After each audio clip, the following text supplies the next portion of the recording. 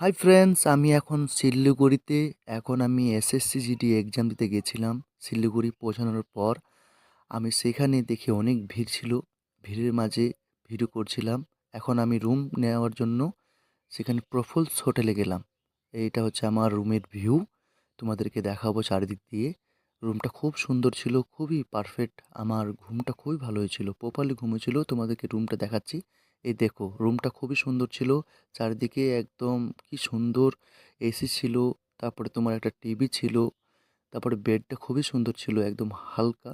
আর এখানে জিনিসপত্র রাখার জন্য অনেক কিছু ছিল। এখন আমি সেই মিররের সামনে তোমাদেরকে দেখাচ্ছি। তারপর আমি তোমাদেরকে ওই বাথরুমটাও দেখাবো, সেই বাথরুমটা কত ক্লিন ছিল। এবং বাইরের যেটা আবহাওয়ার দৃশ্যটা দেখাচ্ছিল, তখন ভোরবেলা ছিল। এই হচ্ছে আমার বাথরুমের দৃশ্য। বাথরুমের দৃশ্য দেখার পরে এখন আমি চললাম রেডি টেডি হয়ে একদম এক্সাম দিতে সেন্টারে। এক্সাম সেন্টারে দিতে গিয়ে দেখছি যে রাস্তায় গাড়ি পাওয়া যাচ্ছিল না। আমরা একটা টোটো করে যাচ্ছিলাম। টোটো করে যাওয়ার পরে দেখছি ওখানে গিয়ে পৌঁছানোর পর এখন আমি হেঁটে হেঁটে যাচ্ছি। ওখান থেকে গাড়ি পাওয়া যাচ্ছিল না সকাল সকাল, তাই ওখান থেকে হেঁটে হেঁটে যাচ্ছিলাম। এবং দেখছিলাম যে আমার সাথে সাথে কেউ আসছে নাকি। তো দেখিনি, আমার সাথে সাথে কেউ আসেনি, তো আমি একাই রওনা দিলাম এক্সাম সেন্টারের দিকে।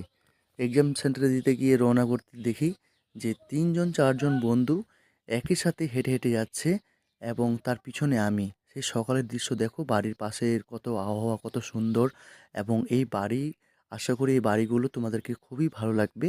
এবং আমিও এই দিকে হেঁটে চললাম। দেখলাম সামনে দিয়ে অনেক মোটরসাইকেল এবং টোটো আসতেছে, তো আমি টোটো করে চললাম না। তারপরে এদের পিছনে থাকলাম। পিছন থেকে যেতে যেতে যেতে দেখছি যে আমি এক্সাম সেন্টারের কাছে পৌঁছে গেছি। এবং দেখছি বাকিটা তোমরা দেখতে পাচ্ছ, সেই এক্সাম সেন্টারটি। এবং এক্সাম সেন্টারে গিয়ে দেখি যে এখানে আমি পাশে গেটম্যানের কাছে গিয়ে Sunad institute of engineering and management, সেই ছবিটি তোমরা দেখতে পাচ্ছ। বাস, চলে আসলাম। আর বাকিটা তোমরা কমেন্ট করো এই জায়গাটি কোথায়। এই ছিল আজকের আমার blog, mini blog. Thank you.